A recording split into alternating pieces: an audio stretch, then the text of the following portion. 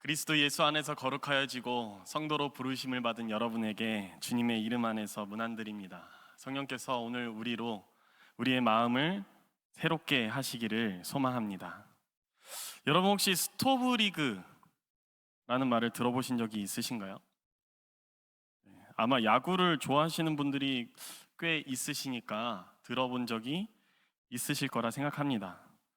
프로야구에서 한 시즌이 끝나면 다음 시즌이 시작하기 전까지의 휴식기를 보내는데 바로 이 기간을 스토브 리그라고 부릅니다. 프로야구 팀들은 이 스토브 리그를 휴식 및 회복과 더불어 다음 시즌을 위해 팀을 정비하는 그런 시간을 보냅니다.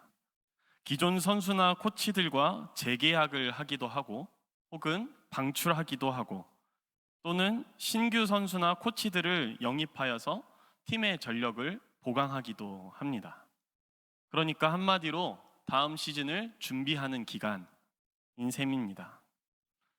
저는 사실 이 스토브 리그라는 것을 드라마로 알게 되었습니다.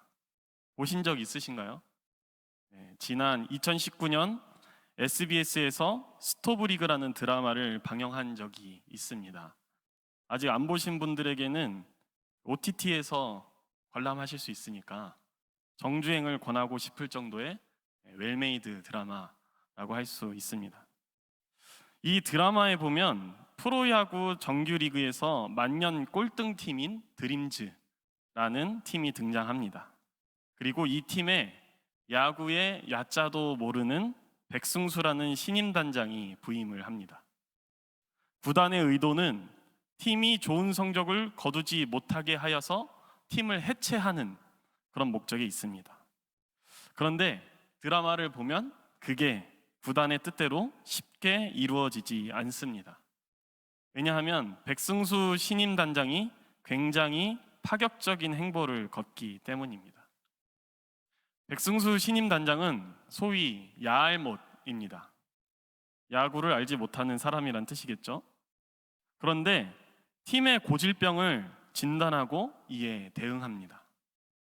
예를 들어 팀의 프랜차이즈 스타지만 늘 독단적으로 자기 고집대로 행동하는, 그래서 팀워크를 망치는 강타자 임동규를 방출하기도 하고, 또 뒷돈을 챙겨가면서 선수들을 지명하는 아주 오래된 스카우트 팀장 고세혁을 해고하기도 합니다.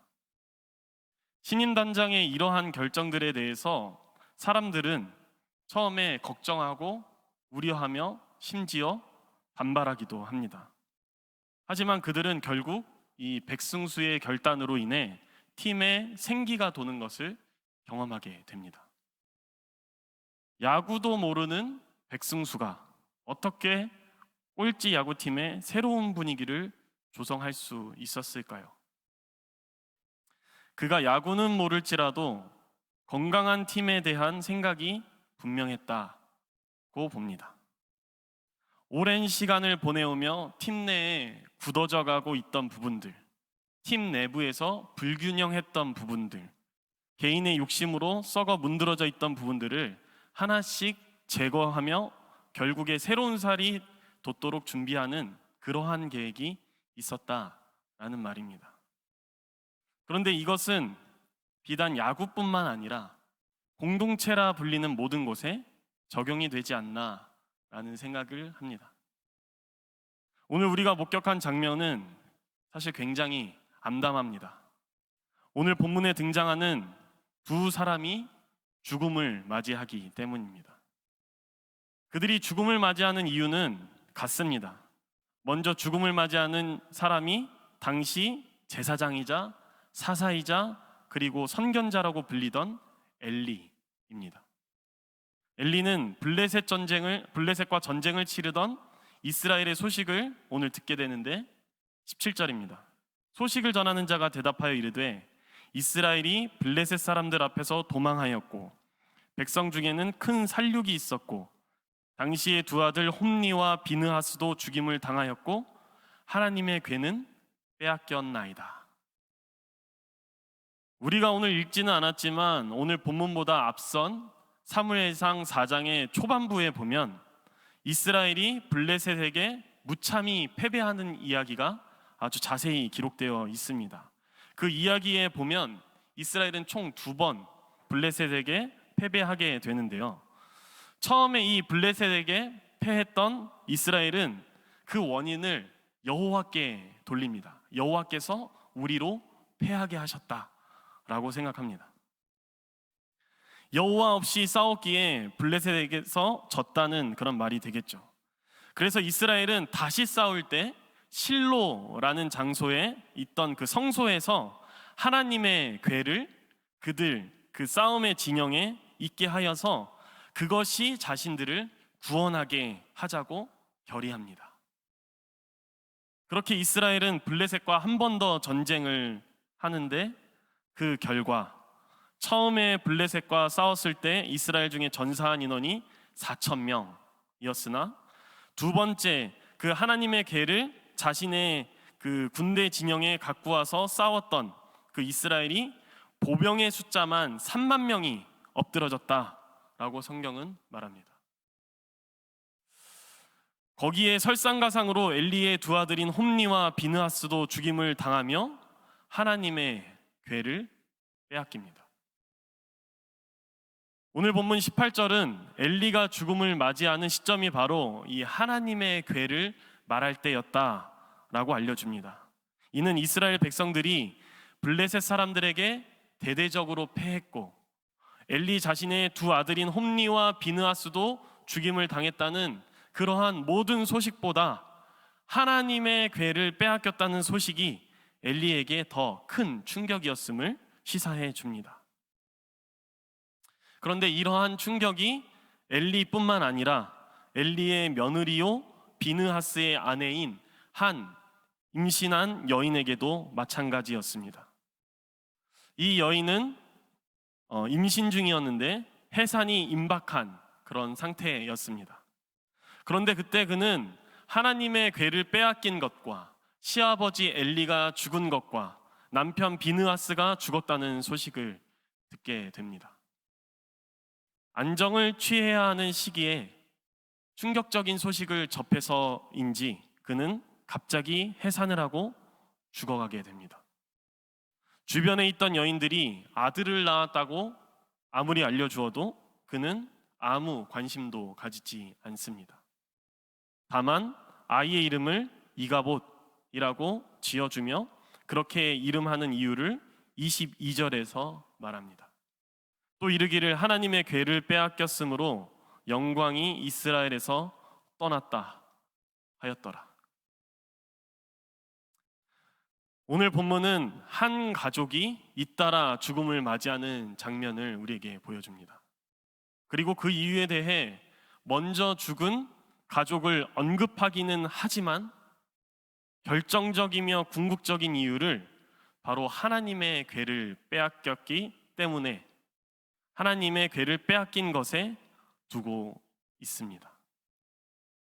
자, 어쩌다가 하나님이 택한 백성인 이스라엘 백성들이 이렇게 끔찍한 일을 당하게 되었을까요?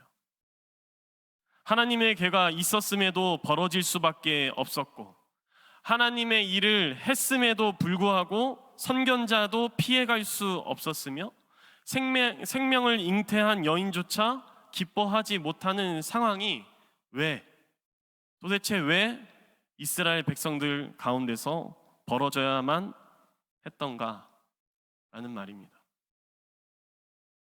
인생에 일어나는 모든 일에 이유를 다는 것은 그렇게 현명한 인생, 현명한 사람은 아니겠습니다만 사무엘상 3장은 그 시대의 분위기를 암시라도 하듯이 당시 상황을 우리에게 설명해 줍니다. 사무엘상 3장 1절로 2절입니다. 아이 사무엘이 엘리 앞에서 여호와를 섬길 때에는 여호와의 말씀이 희귀하여 이상이 흔히 보이지 않았더라. 엘리의 눈이 점점 어두워 가서 잘 보지 못하는 그때에 그가 자기 처소에 누웠고. 어떻습니까, 여러분?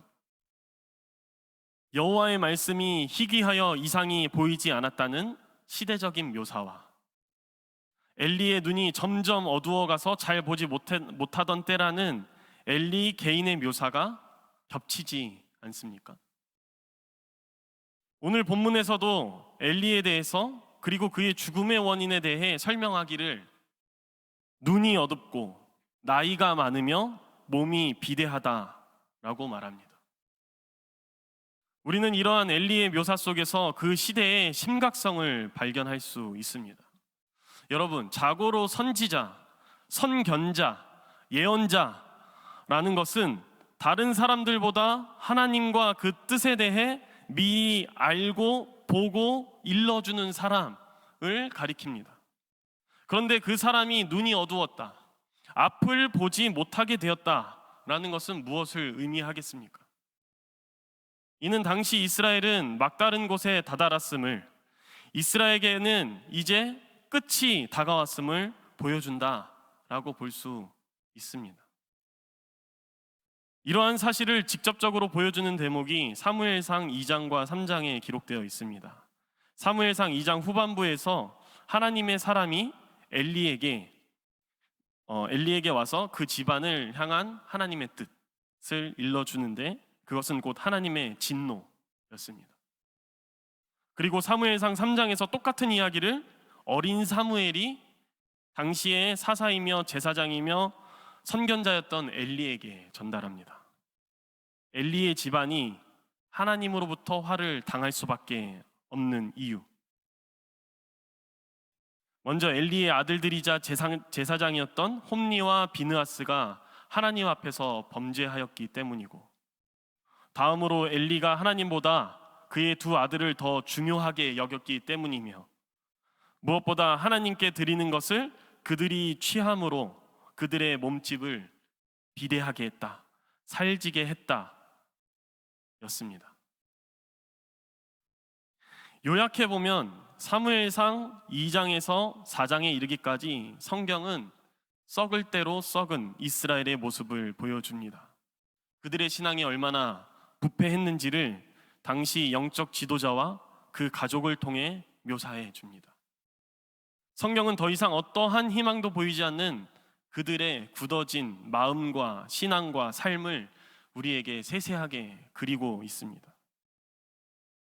오늘 말씀은 하나님 앞에서 범죄한 그들, 곧 이스라엘 백성이나 엘리나 비느하스의 아내나 모두 마지막에 찾는 것이 하나님이 아니라 하나님의 괴라는 점을 부각시키며 그들의 신앙의 심각한 정도를 우리에게 표출시키고 있습니다. 도대체 하나님의 괴가 무엇이기 때문에 그들은 죽는 순간에 하나님의 괴를 찾고 하나님의 괴에 대한 소식을 듣자마자 죽음에 이르게 된 것일까요? 하나님의 괴에 대해서 출애굽기 25장 22절에서 이렇게 언급하고 있습니다. 하나님의 말씀입니다. 거기서 내가 너와 만나고 속죄소 위 곧 증거궤 위에 있는 두 그룹 사이에서 내가 이스라엘 자손을 위하여 내게 명령할 모든 일을 내게 이르리라. 그러니까 하나님께서 하나님의 궤 가운데서 이스라엘 자손을 위하여 말하겠다라고 하십니다. 그러니 이스라엘 백성들은 눈에 보이지 않는 하나님의 현존을 드러내는 것이 바로 이 하나님의 궤라고 생각했겠죠. 이스라엘 사람들에게 있어서 하나님의 궤는 중요할 수밖에 없었을 것입니다. 그러나 우리가 한번 생각해 봐야 될 것은 과연 그 하나님의 궤가 하나님 자신과 동등하다고 볼 수 있는가입니다. 평소에는 하나님께 순종하지도 않고 하나님을 한번 찾지도 않는데 하나님의 궤만 있으면 되는 것입니까? 반대로 하나님의 궤를 빼앗기면 하나님을 빼앗긴 것이고 하나님이 부재하게 되는 상황이 벌어지게 되는 게 맞습니까? 이러한 신앙은 도대체 하나님을 믿는 것인지 하나님의 궤를 믿는 것인지 우리로 도통 알 수 없게 합니다. 이러한 신앙은 하나님을 자신의 입맛대로 하기 위해 하나님을 한 곳에 가둬두는 신앙입니다. 이는 하나님의 통치하신 가운데 사람이 살아가는 것이 아니라 하나님을 사람이 통제하는 신앙입니다. 이러한 신앙이 당시 이스라엘로 막다른 곳에 다다르게 한 것입니다. 바로 이러한 굳어져 버리고 썩어져 버린 신앙이 이스라엘 백성들로 죽음을 마주하게 했다라는 말입니다. 그런데 여러분, 어떻습니까? 이러한 이스라엘 백성들의 신앙이 오늘 우리의 신앙에 있지는 않습니까? 우리의 신앙은 오늘 성경에서 목격한 이 이스라엘 백성들의 신앙과 다르다고 자부할 수 있습니까? 우리는 정말 우리의 소견에 옳은 대로 행하지 않고 항상 하나님의 뜻을 늘 간구하는 신앙을 소유하고 있는 게 맞습니까? 아니면 하나님의 능력만을 필요할 때마다 간구하고 있는 게 맞습니까? 이스라엘 백성들의 신앙이 부패할 대로 부패했을 때 자신들의 소견에 옳은 대로 자신의 욕심대로 행하고 있을 때, 심지어 그들이 생각하기로 하나님의 영광이 우리를 떠났다, 하나님께서 이제 우리 가운데 부재하신다 라고 낙담했을 때, 하나님은 여전히 이스라엘 백성들을 포기하지 않으셨습니다. 오히려 살아계신 하나님께서는 그들의 백성들을 위해 새 일을 준비하고 계십니다. 우리는 사무엘상 2장에서 4장에 걸쳐 암담한 이스라엘 백성들의 신앙을 보았습니다. 특히나 부패했던 엘리와 그 가족들의 삶을 관찰했지요. 그런데 성경은 엘리와 그 아들들의 죄악상에 대해서 이야기하면서도 꼼꼼하게 곳곳에서 면면히 사무엘에 대한 이야기를 빼놓지 않고 있습니다. 사무엘상 3장 1절에서 2절, 좀 전에 봤던 그 말씀에 이어 3절과 4절 상반절까지의 말씀입니다. 아이 사무엘이 엘리 앞에서 여호와를 섬길 때에는 여호와의 말씀이 희귀하여 이상이 흔히 보이지 않았더라. 엘리의 눈이 점점 어두워가서 잘 보지 못하는 그때에 그가 자기 처소에 누웠고, 그런데 하나님의 등불은 아직 꺼지지 아니하였으며 사무엘은 하나님의 궤 있는 여호와의 전 안에 누웠더니 여호와께서 사무엘을 부르시는지라.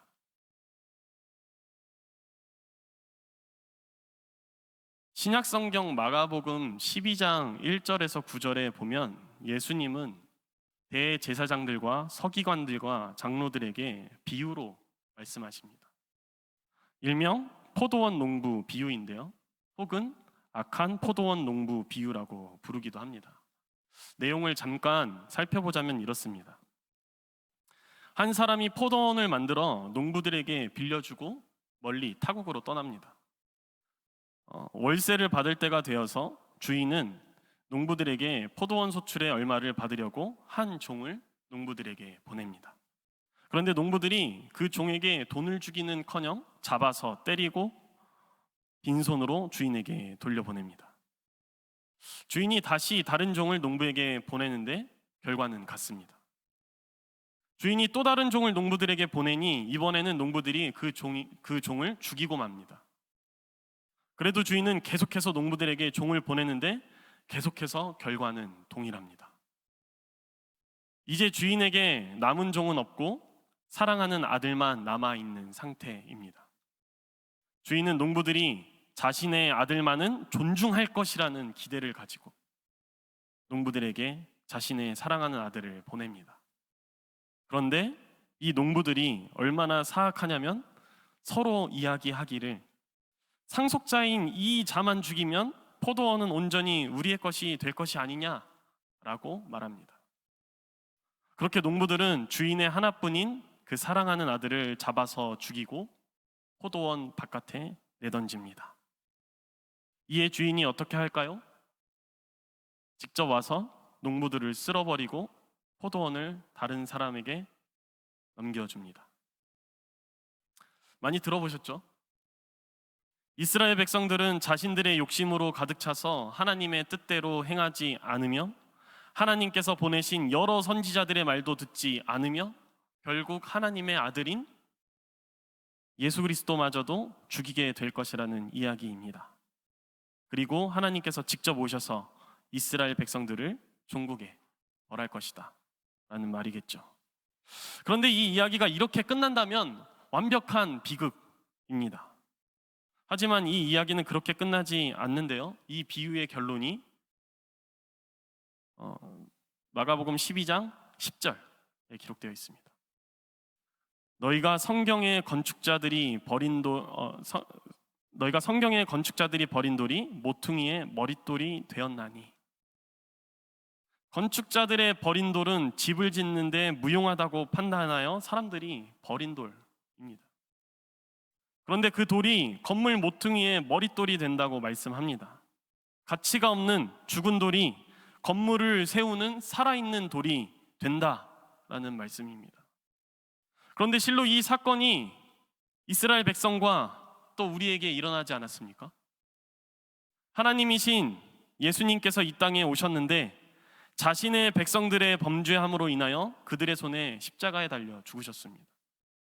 그러나 하나님의 이 위대한 이야기는 여기서 끝나지 않고 하나님은 사람들이 전혀 예상하지 못했던 그 죽음 속에서 생명을 일으키셔서 하나님 나라의 새로운 일을 행하신다라는 말이 성경에 분명히 기록되어 있습니다. 예수 그리스도의 십자가 사건은 새로운 일을 행하기 위한 하나님의 준비요, 부활은 본격적으로 하나님의 새로운 일이 시작되는 순간입니다. 오늘 본문에서 사람들은 하나님의 부재를 경험했고 그것을 두려워했습니다. 그러나 그것은 크나큰 착각이었죠.